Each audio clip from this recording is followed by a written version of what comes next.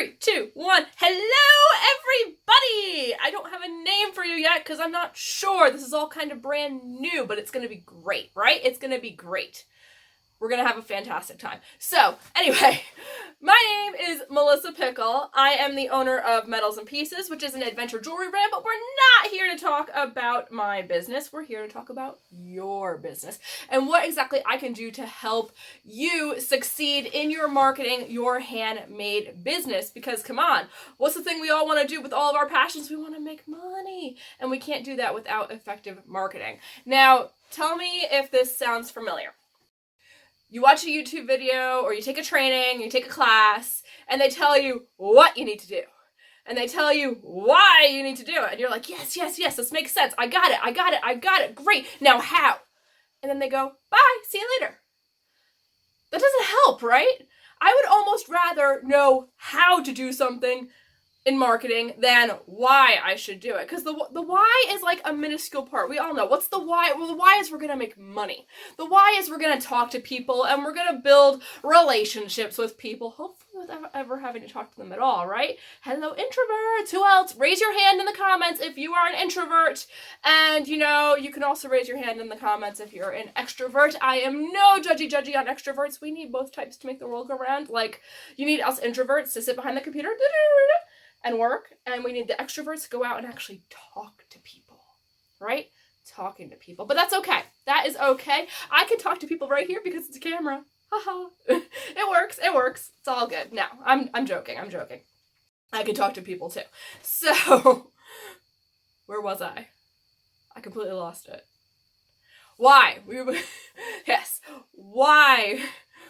The coaches all hit us up with why we need to do relationship marketing, why we need to build lookbooks and beautiful graphics and have nice social media pages. And they tell us what to do. They're like, oh, go sign up for Instagram and put this in your caption and post this many times a day and blah, blah, blah, blah, blah, blah, blah, blah, blah. But they never really answer that really crucial question of how. Okay, great. You want me to make a lookbook. And having a lookbook will get me more eyeballs and it will build KLT, that's no like and trust, with my people, and it's going to look really beautiful. It's going to make me more of an official brand. And we have all of this what and why going on, but then it comes down to you sit down in front of the computer, you pull up the programs, and you go, how do I do this? How? And you're like, I know, I'm going to go to YouTube. And onto YouTube, and you get a whole bunch of more coaches saying what to do and why to do it, but very few saying how. And if they do say how to do it, it's sometimes not exactly in a way that you can directly correlate to your business. Am I making sense here? Good. Hopefully, maybe we can get a hallelujah to the how. What is the how? We need some hows going on here. Melissa, give me a how. Well, that's why I'm here. And no, it's not to get amens. Definitely not. I am here for the how. So I am Melissa Pickle, and I am here to help you with the how of marketing your handmade business. So on my channel, you're not going to see much of whys. You're going to see just a little smidge of what's, because we got to know what we're doing to figure out how to do it, right? Am I right? But really what you're going to get here is step-by-step trainings for the easiest hows that I can put together for you. And we're going to start all this training off with a lookbook. Why? Because it's fall. And hopefully I will remember not to say the word why again in this video. We'll see how long it takes for me to lose that, right? That's not a bet I'm putting money on. Anyway, let's start the how. So, lookbooks. How do we do them? First off, I'm going to give you a free web-based program to make your catalog in. It's called Canva. Drop in the comments if you have worked with Canva before or if you are a Canva newbie. Second, we're going to go over the 3 branding aspects that you need to make your lookbook and all of your social media marketing cohesive. And I promise you, there's only 3 of them that you need to focus on. Talking about easy peasy here. So, with that said, shall we go to the computer? Woo! Okay. Festy Frosty Peeps. I don't know. What do you want to be called? Do you want to be called Pickles? I'll get back to that. You could be my barrel of pickles. We'll talk about that another day. But anyway, welcome to Canva.com. So Canva is a free image editing and graphics building software. It's completely web-based. I use it mostly on desktop, though there is also an app version for your phone. One thing I don't like is the phone and the web versions don't necessarily talk to each other, so that makes it a little bit pain in the butt for me. But anyway, as you can see here on their homepage, you can make pretty much anything in Canva. I'll tell you things Canva is not good for, and that's for like cutting out pictures or doing color corrections, very specific image edits, it's not good for. If you're just looking for general overall image edits or graphic building, it's fantastic. So let's get started here. There are two types of Canva. There's, besides the phone and web, there's the free version and the paid version. I believe the paid version is like $13.95 a month, hashtag not an affiliate yet, maybe, I don't know, not an affiliate now, but most of what I'm going to show you, you can do on the free version. So first off, let's look here. You can see this design anything bar right here. You can search in here and do any kind of images. So we could search like Instagram and it'll pull up. You could do Instagram post, Reels video. Ooh, that's a new one I didn't see before. Story. And then they'll even do like themed stuff. It's really awesome. If we wanted to put something on Facebook, we could do that too. Search on Facebook, ads, app ad, cover, event cover, post, shops ad, all the stuff that I don't ever look at. If you want to do YouTube stuff, you could look at it, channel art, display ad, icons, thumbnails, video ads, all that good stuff, right? But we're not looking for any of that right here because we are going to make a lookbook. So what I'm going to do is actually not search here. You can also do that up here and create a design. Just a side note, you can do custom dimension stuff if you knew what that was. But instead, we are going to come down here underneath, and we're going to look for the flyer. Okay, here it is. And you could even type into the top here. You could type in flyer, and that will work just fine. But that's what we are going to pull up, is the flyer. Now, every design that you open up in Canva will open in a new tab. So that's just something to know. And then to go over kind of just the controls of Canva here, it's going to always open on the templates bit, and you can see here these are all different kinds of templates. There's a gazillion of them. If you see a template that you really like, ooh, say that looks really cool, you could then use the template and then you can drop your own graphics wherever it has stuff, graphics or text. I'm not going to do that. You can see up top, right above our search template section, it has an undo button, so you can always undo and redo, just like any other kind of editing software. After templates, it has uploads, and this would be all of your images that you upload into the program. I have hundreds, if not thousands. After that, it has photos, so it'll give you a recently used section, which is awesome. It'll also give you trending photos, and you can, of course, search for any kind of theme. Right now, it's showing Labor Day, fall, food, school, those are all themes. But the one quickie thing I want to point out to you, if you are using the free version of Canva, is see these three lines over here on the side? You're going to click on those. So you could search stuff by color, you could search by orientation, but more so what you want to pay attention to is you can search by free. Because nothing is worse than finding the perfect graphic and then realizing you gotta pay for it. Shutterstock hits me up all the time with those. That's the perfect graphic, but I don't want to pay for it. So you can put on the free filter here, and it will only show you the images that are free. Okay. Good. Next up on our tools here, we have elements. Now, elements would be things like stickers, shapes, lines, any kind of overlay that you can think of. That's not like tinting and overall whole image, so those would be great. So things that we will be using eventually in here, well, you can also see it has a recently used, so we can always pull up your favorites. but I love lines. I love shapes I use all the time. They have different stickers. If you wanted to put charts in your stuff, it has that. But my other favorite is grids right here. We will be using grids a ton as we build our lookbooks, and I will be showing you exactly how to manipulate grids to go far above and beyond what they offer here just on the basic. So that's that. You can see they have tons of stuff. Below that, they have the text section, and you can just add a heading, add a subheading, add body text. You can add any of their pre-done ones here. I've never actually searched text, so I don't know what you would search in that.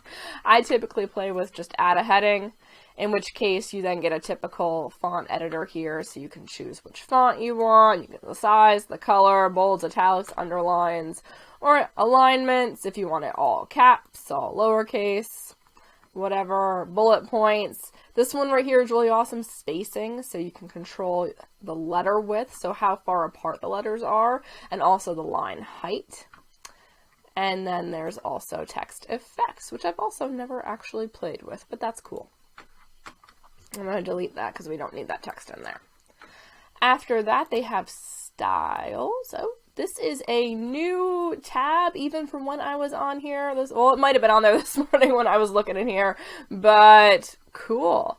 So, trending kind of styles. Branding kits, neat. This might be a paid feature. I don't know. We're going to skip this because it might be a paid feature.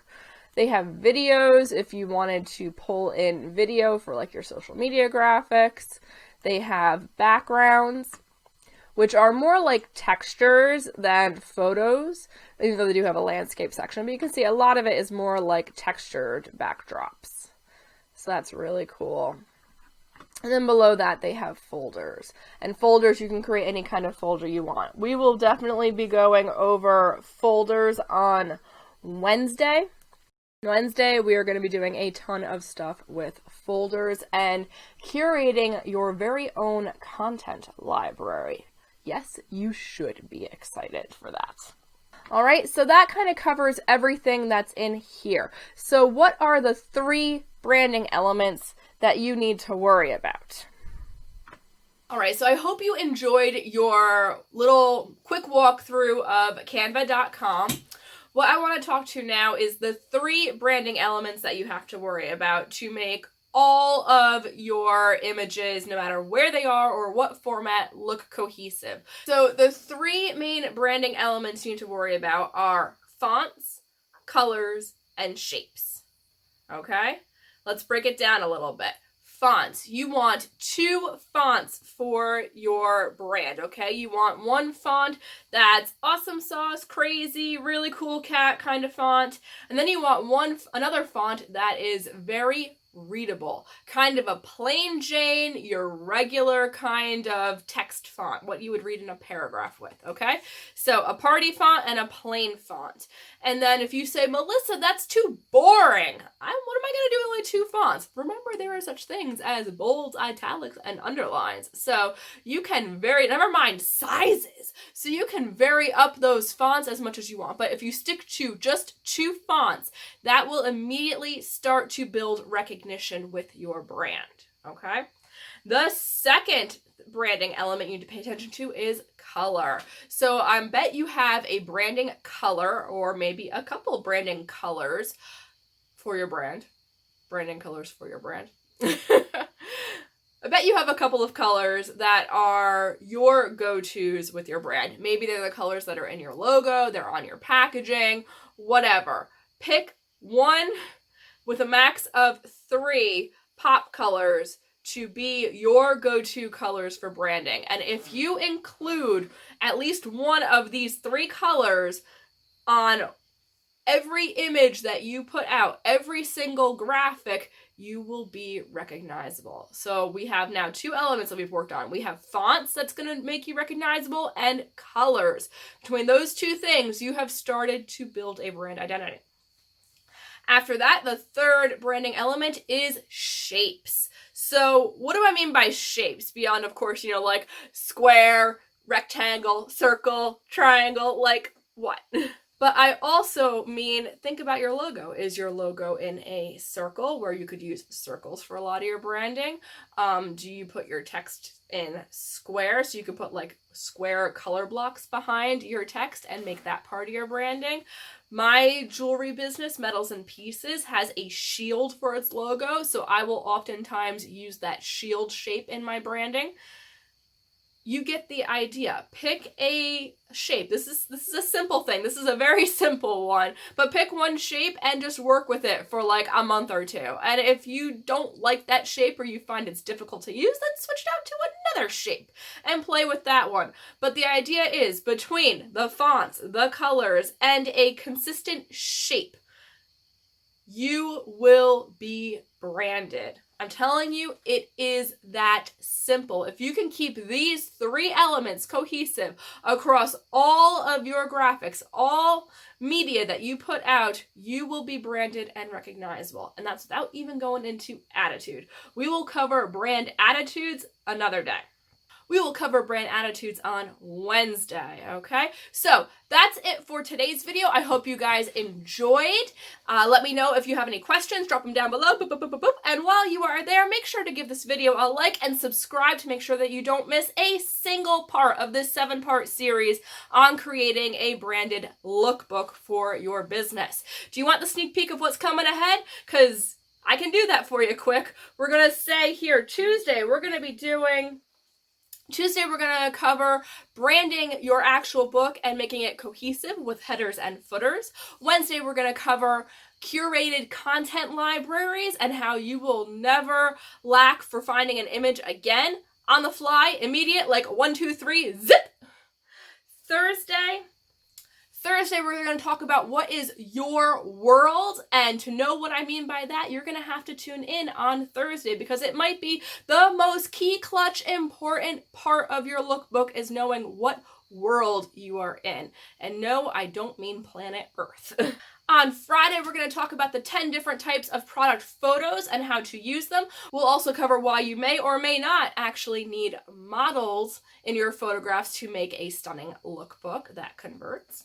Saturday, we're going to go into templates and grids. Remember I mentioned before how to make your own amazing custom templates. We're going to go over that click by click. And then Sunday, we are putting it all together to make an awesome lookbook. So, but guys, that's going to be a long one. But I promise you, if you do the 3 to 5 minutes of homework that's in every other day this week, Sunday is going to be a breeze, and you will have an outstanding lookbook by this time next week. All right, so tune in. Make sure you hit that subscribe button so you get notified of all of my videos this week, and I will see you tomorrow. Bye! Square, rectangle, circle, triangle. Wow, I can't. There we go, straight wrist, triangle. Right?